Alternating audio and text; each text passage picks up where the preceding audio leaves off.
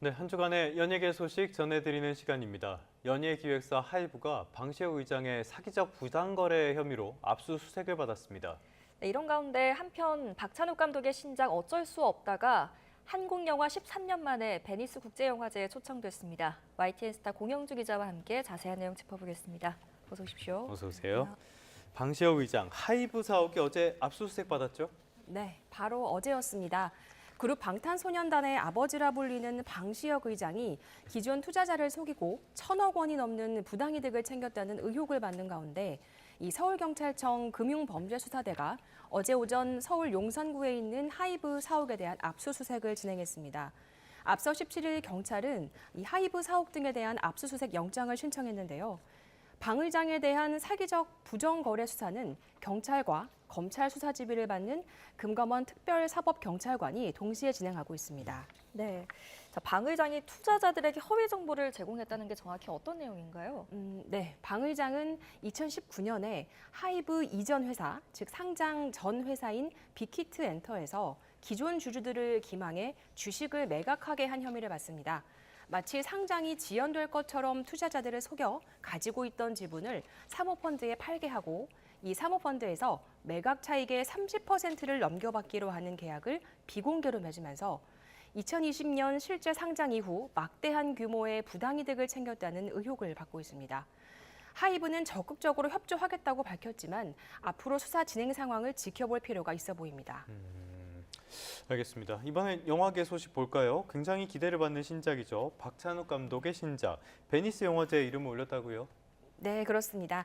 오는 9월 개봉하는 박찬욱 감독의 신작 어쩔 수가 없다가 다음 달 말에 개막하는 제82회 베니스 영화제의 경쟁 부문 초청작에 이름을 올렸습니다. 베니스 영화제는 세계 3대 영화제로 불리는 만큼 한국 영화계의 기대가 남다른데요. 이번 베니스 영화제 경쟁 부문에 우리 영화가 진출한 건 고 김기덕 감독의 작품 피에타 이후 13년 만입니다. 이때 김기덕 감독은 한국 영화 최초로 최우수 작품상인 황금 사자상을 받았는데요. 앞서 박찬욱 감독 역시 쓰리 몬스터와 친절한 금자씨로 베니스 영화제를 찾았었고 이번 영화로는 친절한 금자씨 이후 20년 만에 경쟁 부문에 진출한 겁니다. 이 각본을 17년 전쯤 쓰기 시작했다는 박찬욱 감독은 이번 노미네이트 소식에 긴 세월 이 작품을 포기하지 않길 잘했구나라는 소감을 밝혔습니다. 네, 굉장히 희소식인데 영화는 어떤 내용인지도 궁금한데요. 네, 어쩔 수가 없다는 박찬욱 감독이 헤어질 결심 이후 3년 만에 내놓는 신작입니다. 미국의 스릴러 소설 도끼를 원작으로 하는데요. 잘 다니던 회사에서 갑자기 해고된 주인공이 재취업을 위해 자신만의 전쟁을 준비한다는 이야기입니다. 배우 이병헌, 손예진 씨가 주연을 맡았는데요. 이 두 사람 역시 이번 영화제 노미네이트 소식에 기쁘고 감사한 마음을 감추지 못했습니다. 이 박 감독의 작품이 베니스 영화제에서는 벌써 3번째 초청인 만큼 그랑프리격인 황금 사자상 수상에도 기대가 모이고 있습니다. 개인적으로도 기대가 굉장히 큰 영화입니다. 다음은 가요계로 한번 가보도록 할까요? H.O.T. 1세대 아이돌 하면 대표 주자 격인데 다시 무대에 선다고요? 네, 그렇습니다. K-팝 1세대 그룹이죠. H.O.T의 5멤버 강타, 문희준, 장우혁, 토니안, 이재원 씨가 오는 9월 6일과 7일 서울 월드컵 경기장에서 열리는 음악축제 한터 음악 페스티벌에 출연합니다. 2019년 서울 고척 스카이돔 콘서트 이후 6년 만인데요. H.O.T는 이번에 60분 이상 단독 공연 수준의 무대를 준비할 예정입니다. 특히 행사 둘째 날인 9월 7일은 H.O.T 데뷔 29주년 기념일이기도 해서 그 의미가 남다르다고 하는데요. 이 H.O.T는 1996년 전사의 후예로 데뷔해 2001년 해체했는데요. 그동안 캔디, 행복 등 메가 히트곡으로 사랑받았습니다. 네, 팬들에게 굉장히 큰 반가운 소식일 것 같습니다.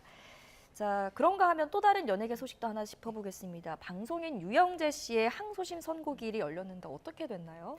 네, 전 배우자인 배우 선우은숙 씨의 친언니를 강제추행한 혐의로 재판에 넘겨진 유영재 씨가 항소심에서도 원심과 마찬가지로 징역 2년 6개월을 선고받았습니다. 수원고등법원은 23일 유 씨의 강제추행 혐의 항소심 선고기일을 열고 유 씨와 검찰의 항소를 모두 기각했는데요. 재판부는 유 씨가 범행을 반성하고 있지만 선우은숙 씨의 친언니인 피해자는 동생이 상처받을까 염려해 피해 사실을 감췄고 오히려 엄벌을 요구하고 있다고 밝혔습니다. 앞서 유 씨는 2023년에 5차례에 걸쳐 당시 아내였던 선우은숙 씨의 친언니를 강제 추행한 혐의로 재판에 넘겨졌습니다. 이후 두 사람은 지난해 4월 이혼했습니다. 그런데 유영재 씨가 제시한 공탁금 7천만 원, 이거를 선우은숙 씨가 거부했다고 하는데 이건 또 어떤 상황입니까? 네, 선우은숙 씨 측 법률 대리인에 따르면 유영재 씨가 5천만 원과 2천만 원을 두 차례에 걸쳐 공탁했으나 선우은숙 씨가 수령을 거부했습니다. 선우은숙 씨 측 법률 대리인은 또 이 통상적으로는 피해자가 공탁금을 수령하지 않아도 피고인의 노력이 반성했다는 것으로 인정돼 감형 사유로 활용되곤 했지만 이번에 재판부는 사건의 중대성이나 피해자의 상황, 또 피고자의 소득 등을 종합적으로 고려하니 형량을 줄이기는 어렵다고 판단한 것으로 보인다고 밝혔습니다. 네. 자, 또 하나의 논란거리를 하나 짚어보겠습니다. 최근에 배우 하정우 씨가 한 팬에게 댓글을 달았는데 이게 또 논란이 됐다고요? 네, 그렇습니다. 이거는 이제 하정우 씨 개인 SNS에서 일어난 일입니다. 하정우 씨 팬이 자신의 성이 최 씨라고 밝히면서 별명을 지어달라고 하자 하정우 씨가 이 팬의 이름을 참고해서 별명을 지어준 건데요. 근데 이 단어가 차마 입에 담기 어려운 성적인 의미를 담고 있어서 예. 누리꾼들 사이에서는 선 넘은 발언이라는 지적이 나오고 있습니다. 결국 하정우 씨는 해당 댓글을 삭제했고 그리고 소속사를 통해 불편하셨을 당사자분께 사과한다며 앞으로 팬들과의 소통에서 언행에 더욱 신중하고 주의할 것이라고 덧붙였습니다. 말 한마디 한마디가 항상 큰 의미를 가질 때가 있죠. 정말 주의할 필요는 있습니다. 지금까지 공영주 기자와 함께 한 주간의 연예 소식 살펴봤습니다. 오늘 말씀 잘 들었습니다. 네, 감사합니다.